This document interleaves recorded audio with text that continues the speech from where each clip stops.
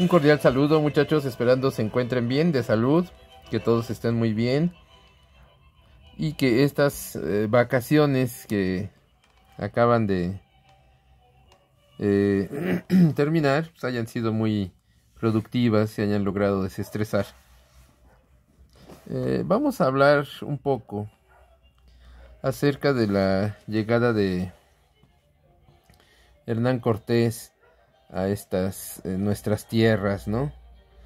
Estas tierras nuestras que muchas veces tratamos nosotros de comprender cómo es que algo tan grande como era el imperio azteca logró ser sometido por, no me lo creerán, alrededor de unos 350 españoles y miles de indígenas que estaban con él apoyándolo. En una cuestión anterior se hablaba de la llegada de Colón a América, esta llegada tan precipitada y tan vistosa que impactó al mundo prehispánico de aquel tiempo.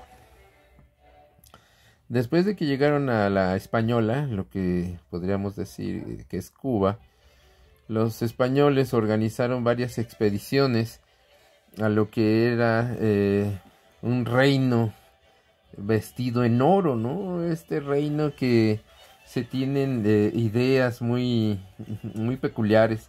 En una película que Disney nombró El Dorado.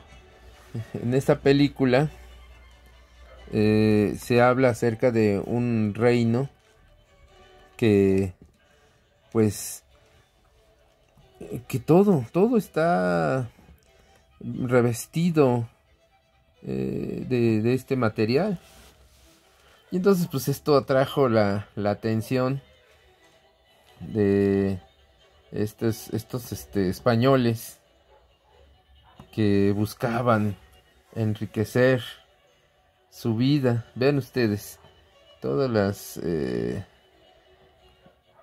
películas que se han hecho, ¿no? Pero la más famosa pues es la de Disney, El Dorado. Esta cuestión que siempre ha vivido en la imaginación de muchas personas a lo largo del tiempo, el tener una fortuna, el encontrarse con ella. Y entonces tenemos a un Cortés que siempre trató de ser muy astuto, ¿no? Se habla de sus contemporáneos que siempre engañaba hasta los más hábiles con todas esas ideas que le surgían de la mente. Este es el Cortés que tenemos en mente, este es el Cortés que recordamos a través de nuestros libros de la primaria, y en el que se muestra a un personaje de mirada profunda, nariz puntiaguda, una barba tupida, y que en algunas ocasiones vestía su coraza, ¿no? Estos ornamentos medievales que todavía sobrevivieron gran parte de la etapa de la conquista, y que en ocasiones nos muestran a estos conquistadores ávidos de poder, ¿no? Y entonces pues llega Cortés a estas tierras nuestras, empieza a generarse su propia idea de que pues había que encontrar ese reino, ¿no? Y entonces resulta ser que pues llega en primera instancia a lo que es Yucatán, Islas Mujeres, Cozumel, y conoce a los mayas. No entra en mucho conflicto con ellos, debido a que el clima en esos lugares es un tanto peculiar, ¿no? Muy sofocante, un calor que los españoles no estaban acostumbrados a padecer allá en Europa. Ellos estaban más acostumbrados a lo frío, a climas más templados, y entonces muchos de los conquistadores a lo largo de sus travesías enfermaban de cuestiones estomacales, la malaria, que es producido por un mosquito que los llega a picar y que tiene ciertas bacterias que entran en el cuerpo humano y provocan temperaturas muy altas, esas fiebres que pueden acabar con las personas. Llega aquí a lo que es Campeche, luego pasa por Champotón y en la parte de Tabasco, pasando la laguna de Términos, se da una batalla en Centla, en donde pues conoce a un personaje que va a ser clave para nuestra historia, ¿no? Para nuestra idea de qué es lo que era el mexicano en ese momento, que francamente no había un contexto muy claro. No podíamos decir que éramos mexicanos porque pues no existía México. Existían culturas como la maya, la olmeca, la zapoteca, la mixteca, la purépecha, y todas ellas se conformaban en grandes territorios. Y en esta batalla de Centla, el cacique, para quedar bien con Cortés, pues le da mantas de algodón, le regala jade, le regala obsidiana, y llega el punto más importante. Es aquí donde entra en escena un personaje que será fundamental para entender qué es eso que muchas veces han estigmatizado a lo largo de la historia las personas, que es el ser malinchista o Malinatzin.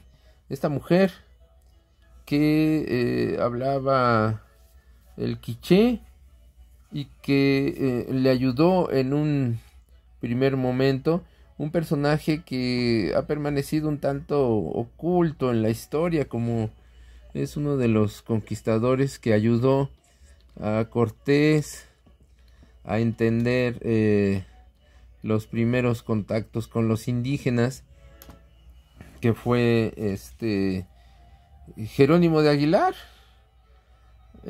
Jerónimo de Aguilar pues fue un expedicionario español que sufre un naufragio y que se ve pues aventado por el mar y el destino a las costas de Yucatán, donde pues con buena fortuna es visto como alguien muy extraño, alguien que pues con barba, blanco, pues era todo una diferencia en cuanto a la forma en que estaban acostumbrados a ver a los habitantes de por allá, ¿no? Y entonces Jerónimo de Aguilar se casa con una de las hijas de los caciques de esas áreas, y cuando llega Cortés, pues no lo piensa dos veces, ¿no? Dice, pues vámonos, yo de acá soy. Y entonces lo acompaña durante sus primeros pasos en esta ruta que habíamos visto con anticipación, ¿verdad? Lo empieza a acompañar y le sirve de intérprete hasta que pues llega la Malinche, y pues ella dice, bueno, pues quítate que ahí te voy. Y es así como se va dando este peculiar sentido de ir entendiendo ese idioma que pues a los españoles les era totalmente ajeno, un idioma que pues no lo conocían ni a años luz, ¿no? Y entonces esa fue la primer barrera que lograron vencer Jerónimo de Aguilar y la Malinche. Algunos historiadores ponen en entredicho la actuación de Malinche. Señoritas y jóvenes, no podemos nosotros analizar la historia de ayer con la idea de hoy. Es decir, hoy vivimos en México, una ciudad llamada la Ciudad de México, con más de 20 millones de habitantes. Estamos en Valle, que tiene alrededor de medio millón.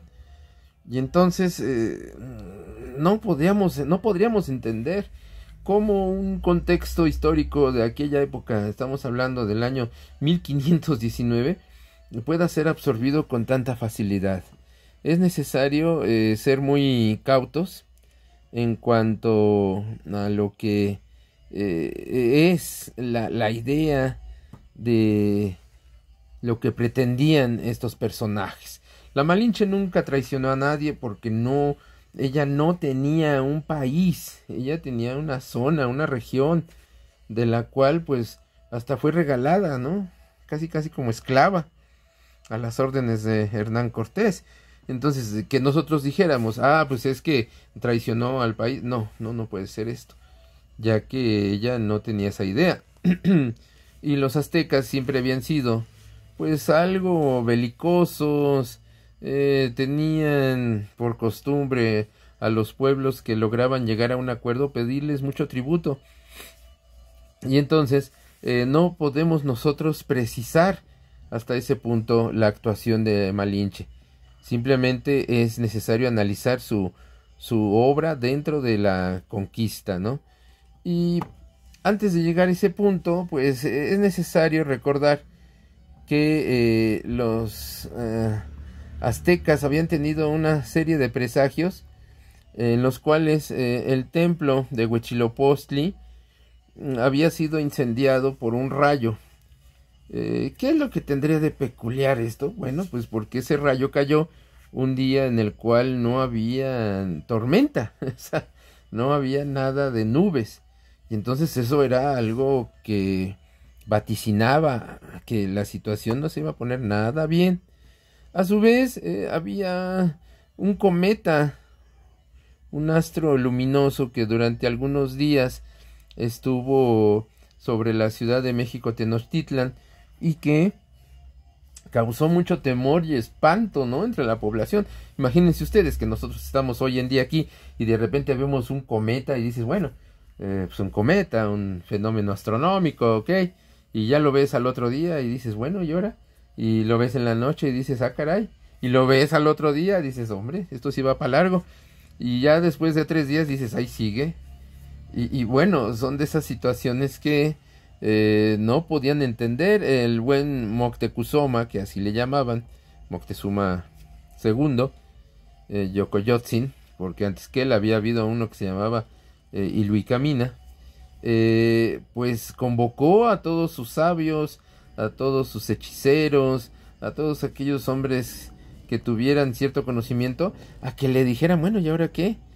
Y pues no hubo una respuesta muy clara de qué era lo que estaba ocurriendo, ¿no? Estos presagios fueron definitorios para saber que ese tiempo en el que los aztecas habían estado sumergidos en una idea de su mundo estaba por cambiar. En cierta ocasión, dentro de esos presagios, esos 8 presagios, le llevan a Moctezuma una garza, la cual tenía en su frente un espejo. Y entonces cuando se la presentan al Huitlatuani, que significa el señor que está sobre otros señores, pues él ve en este espejo la llegada de hombres blancos y barbudos a estas tierras y de la muerte que viene con ellos, ¿no? Y entonces ahí empieza a darse cuenta Moctezuma que su reino está por concluir, que algo muy grande está ocurriendo y que él no es capaz de entender.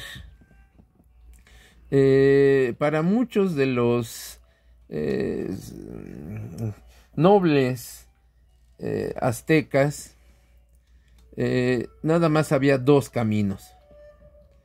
El primero pues era pues ir contra los españoles, darles batalla e impedir que llegaran a estas tierras.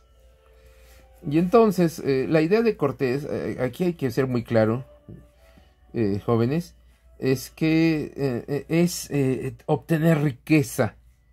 Él no ve el lado cultural, no va a ver el lado humano, nada de esto. Él lo que quería es satisfacer una necesidad económica, tanto suya como la de sus soldados. Y los miles de aliados que tenía a su mando, pues era quitarse el dominio de los aztecas, que cabe recordar que eran muy sangrientos.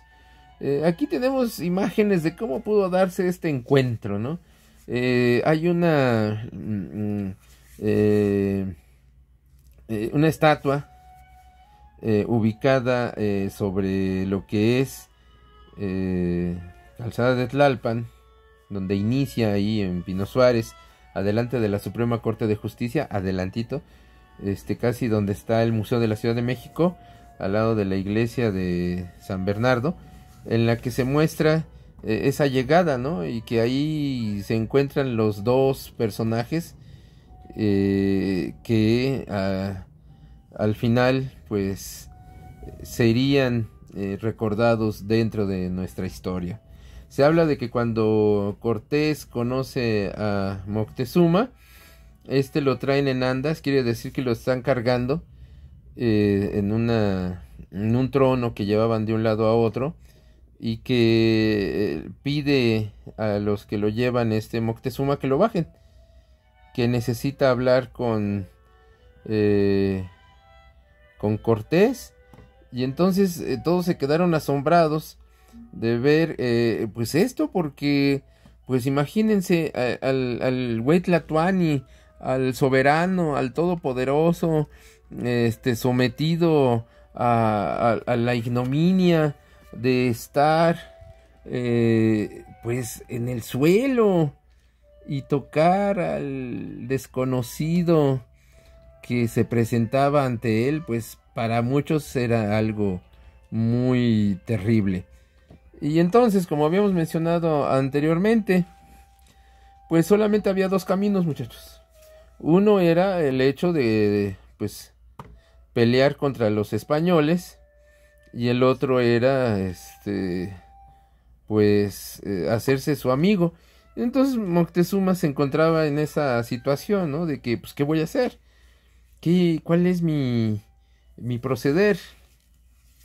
Y entonces muchos de sus contemporáneos piensan que lo que trató de hacer Moctezuma era ganar tiempo, analizar al enemigo, tenerlo más cerca, y entonces se da un capítulo terrible dentro de la historia de la llegada de los españoles, que es la matanza de Cholula en 1519.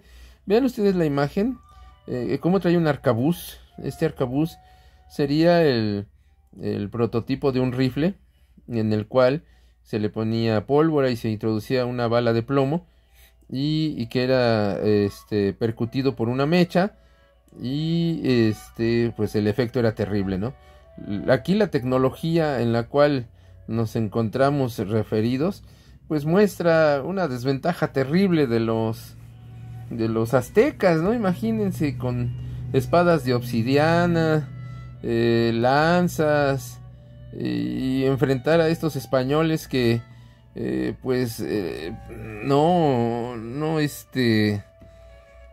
se les veía más que puro metal por todos lados, ¿no? Desde el casco hasta sus escudos. Es decir, estaba como que muy medievalista el asunto, pero a comparación de los europeos, pues ya vamos la de perder, ¿no? Vean ustedes las armas que ellos, pues los prehispánicos, tenían a su alcance. O sea, estamos pero en una situación muy terrible. No tenían ni idea de qué era la pólvora. Estos cuchillos pues eran de obsidiana, de piedra. Vean ustedes aquí la punta, pues es piedra. Sus hachas totalmente rudimentarias. Y si nosotros nos ponemos a comparar las armas de los españoles, pues nos vamos a dar cuenta de que el desarrollo tecnológico de la cultura europea pues era abismal. Nosotros habíamos quedado atrasados, no dominábamos los metales, no teníamos un conocimiento de la pólvora, como había mencionado anteriormente, y esto a la larga pues ocasionaría una desventaja terrible, ¿no? Vean ustedes los mosquetes, aquí los cañones, los arcabuces, las lanzas de hierro, las ballestas, las armaduras de los caballos, estas armaduras que algunos españoles nobles tenían, ¿no? Y entonces, pues esta situación, muchachos, es la que conllevó a que existiera esa gran situación tan complicada de que los aztecas no tuvieran la capacidad tecnológica para enfrentar a un Hernán Cortés que había pues hecho ciertas alianzas. Bueno, ya estaré platicando con ustedes de más temas de esta naturaleza. Ha sido para mí un gusto estar en estos momentos con ustedes. Ya estaremos escuchándonos de nueva cuenta. Nos vemos.